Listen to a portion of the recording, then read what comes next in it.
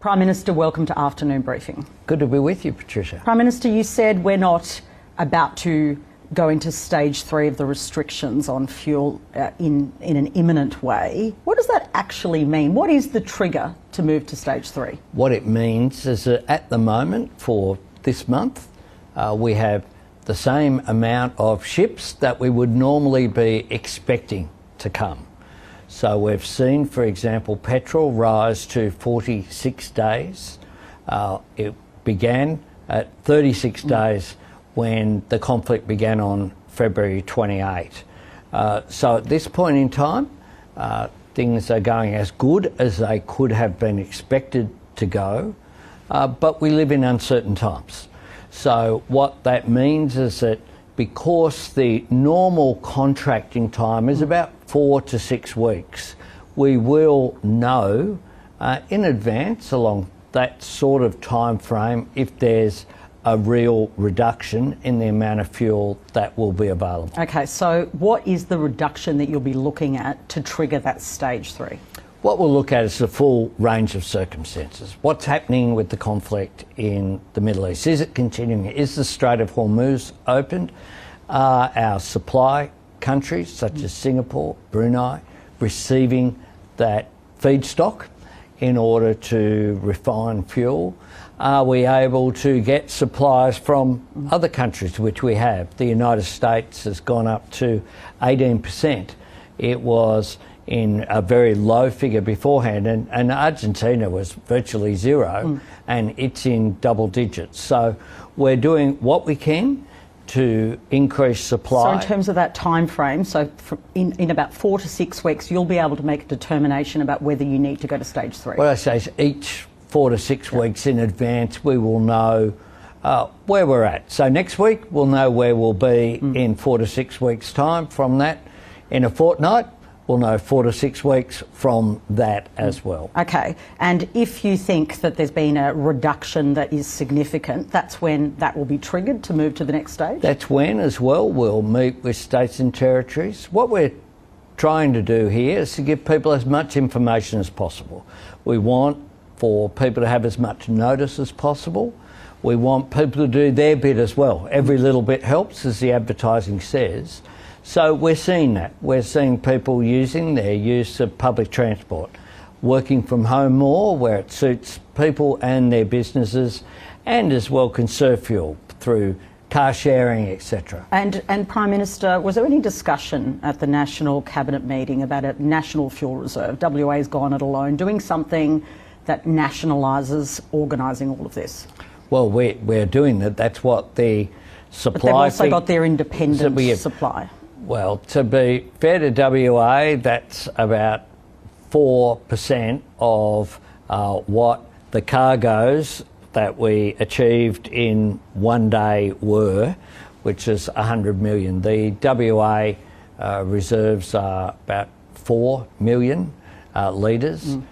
So we've secured 300 million litres through the 6 cargoes that we've been able to achieve through Export Finance Australia. And just to be clear on this idea of developing new oil refineries, are you open to ideas to pursue this or not? Look, I'm open to constructive ideas where things add up. And have you received any? I think that, well, no, none in any detail, of course. We've received vibes, if you like, lots of vibes of fuel reserves and of increased refinery capacity, but that takes time as well. I've got to say what we are really concentrating on a day-to-day basis is how we secure that immediate supplies that Australia needs, particularly in diesel. We use twice as much diesel as we do petrol. And diesel is less elastic, that is, demand is less variable because it's required for our agriculture sector, our resources sector, for our heavy vehicles to get goods on supermarket shelves. So that is why we're particularly concentrating on diesel, but also aviation fuel because of some of the actions that have been taken. We're getting less aviation fuel from China, which is one of the suppliers. So at this stage, petrol is an increase in supply, and diesel and aviation fuel are basically pretty steady. And the fuel excise cut, is that something you're willing to extend if this continues? Well, we'll examine at an appropriate time. But what's your message to Australians? You're not going to turn the tap off or that assistance No, my off? message to Australians is continue to do what overwhelmingly Australians are doing. Do their bit to conserve fuel, only take what you need. That message that we gave out just before Easter really did work. If you look at what happened to demand, it was expected there would be a big spike over Easter. That didn't occur. That's a good thing because people were responsible. People still went about their business. Yeah. Many people had the Easter weekend away at rural areas. That's important for our tourism sector and for small businesses in those communities as well. Prime Minister, on the 19th of March, you said you can see this war ending. A month later, can you see an end? I can. I just hope it is. I hope it is as soon as possible. We have called for de-escalation. We know, and your viewers will have heard different reports each and every day, sometimes more than one different report a day about whether the strait was opened, whether it was closed, whether the ceasefire would stop.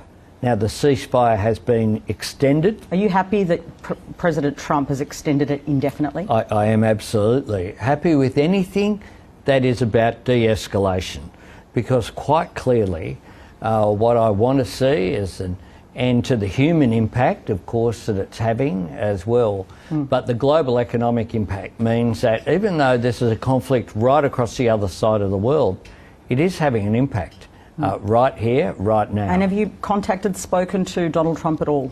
We continue to have ongoing discussions with the US administration, as we are with our friends right around the world. Okay, but no direct contact with the President?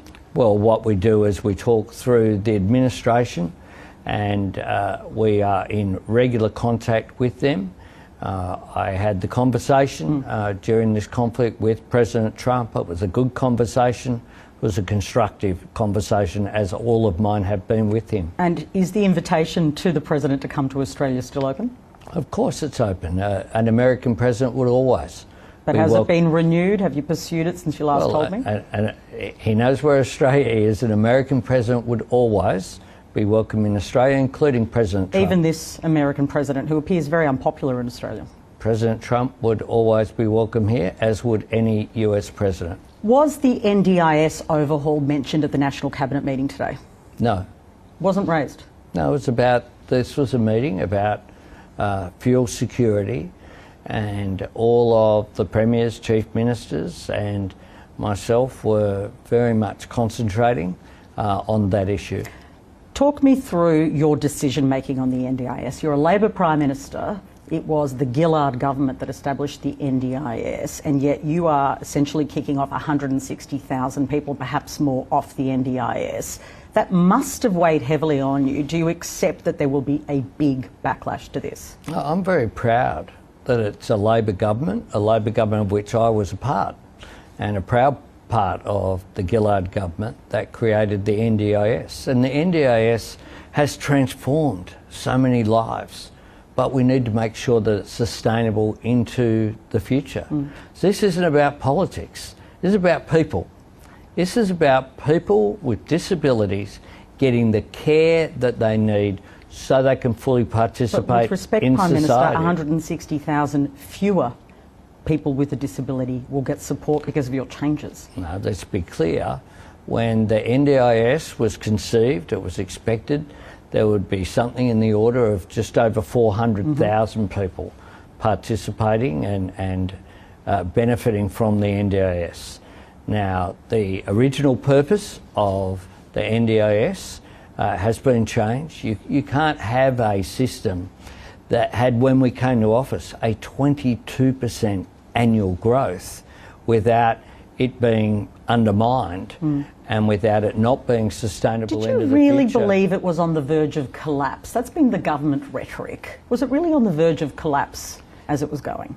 it was, if that continued with a 22% increase, with some of the fraudulent activities that have been exposed and are there for all to see, with participants in the NDIS not getting the care that they need off providers with the skills to provide the care that they deserve, then the system would have been undermined. You would have seen a loss of public confidence in the system. And I think Australians are all proud that we have created what is not seen all around the world. This is world's best practice when got right, of giving people with disabilities that care that they need. And Australians want to be proud of it. They're happy to pay. And right now, you're not proud of it? You're not proud of where it's gone? I am proud of the NDIS, but it can be better. It needs to go back to its original purpose so that people are at the centre of the NDIS. Do you accept that the Gillard government rushed it out with bad rules, bad guardrails? Now look, over a period of time, quite clearly, the Gillard government wasn't in office when we came to office in 2022. You built the thing and you built it wrong. No, over a period of time, what we've seen is a failure to appropriately regulate some of the providers, a demand-driven system where people came into the scheme without the skills to provide the services that people deserve. Now, we need to make sure that they are getting the care that they need, but that they also deserve. That's what I want to see. And Prime Minister, 160,000 people and maybe more will be kicked off the scheme. Can you guarantee that you won't kick them off unless there are equivalent supports offered by the states? We have a whole plan to go through, not just offered by the states. Importantly, we're offering federal funding here, as we did in the negotiations that we had with the states and territories when they all agreed to the Thriving Kids program, for example. But will you guarantee that none of those recipients kicked off will be left worse off? We want to make sure that they get the care that they need. And you won't move to moving them off until that's guaranteed? Every single Australian should get the care that they need. But what they shouldn't have, what we shouldn't have is a system that is growing exponentially, 22% growth, unsustainable, costing more than Medicare and the PBS combined. Importantly here, what we're saying is that the funding will continue to grow. 2% up till which is under 2030, from a circumstance where you've had 22% growth. Now, Bill Shorten did good work to get that growth down to 10%. We need to do more. Mark Butler has been upfront about this, and Jenny McAllister, and we haven't just come up with this on the back of an envelope. But it is big change, Prime Minister, much bigger than any of us expected. It is a big reform. Labor will always do the big reforms and will always do the right things, and that is what we are doing here. Is this also the biggest change that you're going to be presiding over? I mean, you are taking basically a hack to a system that you made as a government. That must be a huge decision in terms of the deliberations around this. It's a big decision. Labor brand. That's to make sure that the system is sustainable and to make sure people get the help that they need. I grew up in a family. Just me and my mother was on a disability pension, an invalid pension it was called in those days. You know, she didn't have the support that she needed. You know, she was crippled up with rheumatoid arthritis and had a range of health issues, used to spend some years, almost as much time as she did in hospital as out of hospital. Now, had the NDIS been around in her time, she would have had a much greater quality of life. But under your new rules, would she still be able to be on the NDIS? That's a big question. Absolutely, because she was permanently incapacitated. She needed the sort of assistance, and had she got that, then the cost of her being in hospital for a long period of time because there wasn't Yep. the sort of support out there in the community to enable her to participate with a quality of life that she deserved wasn't there. Now, what we're about with the NDIS is making sure that Australians with a disability, with that permanent incapacity, are able to get that support. What the NDIS was never intended to do was to have classrooms where 4 in 10 kids were on the NDIS when... So that leaves me to the state governments and Prime Minister. They are not coming to the party. Queensland isn't. Chris Minns says he's not going to provide like for like. You've given extra hospital funding to the states. You're going to play hardball with them and say, we have an expectation that you step up here. Well, they know that that's the case, which is why they signed up. Do they lose their hospital funding? Which is why they... Look, I'm not into that sort of... I'll leave those games somewhere else. This isn't about politics. It's not about argy-bargy. This is about getting it right for the sort of care that people deserve. So we've said we'll put in place other systems in consultation, not just with states and territories, with providers, but also with the disability community themselves as well. One of the aspects of the NDIS was giving people empowerment as well.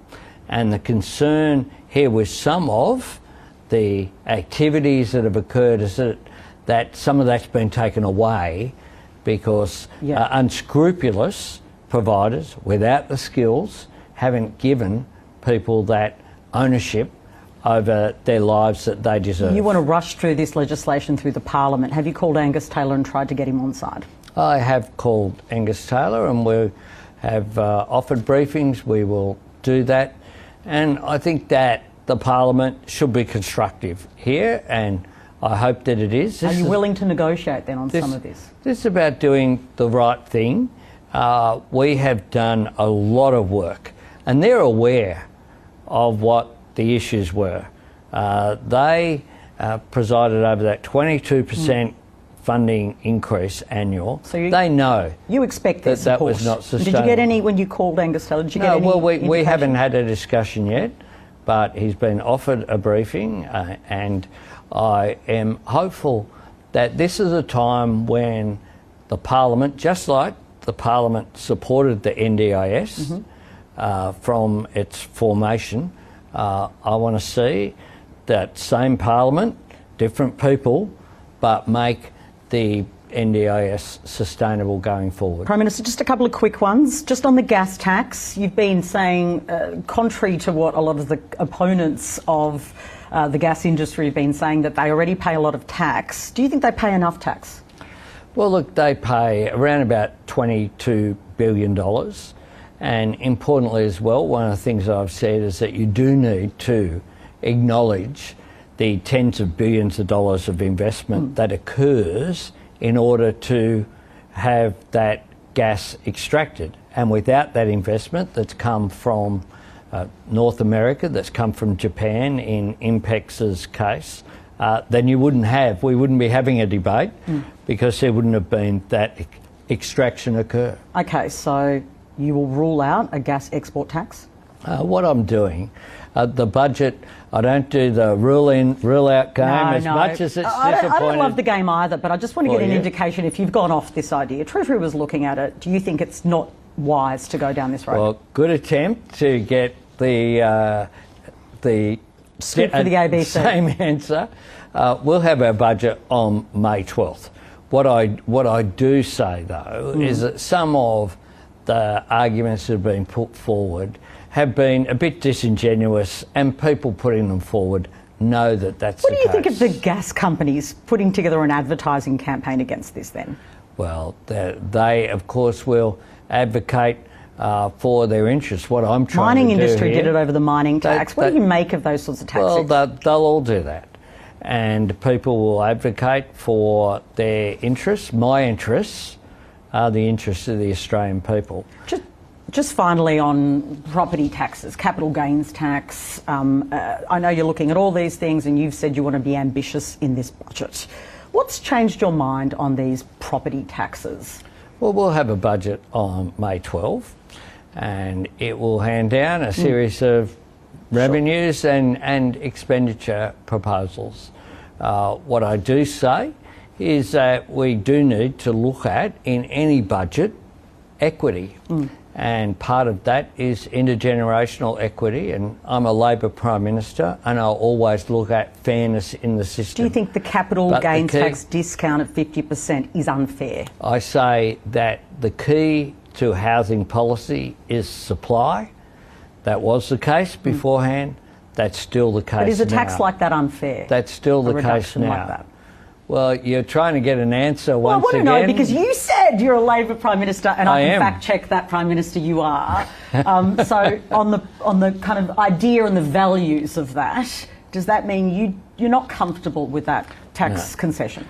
No, what it means is that we will be, as always, looking at measures to make Australia a fairer place, to make sure that that occurs. When it comes to housing policy, though, our key is supply. That's why we've put in place the full suite of measures already, whether that be the increased public sector funding through the Housing Australia Future Fund, whether it be the shared equity scheme through Help to Buy, whether it be build to rent, encouraging private sector rentals, or whether it be the 5% deposits that have enabled over 200,000 Australians to own their first home. But this budget will be for young people?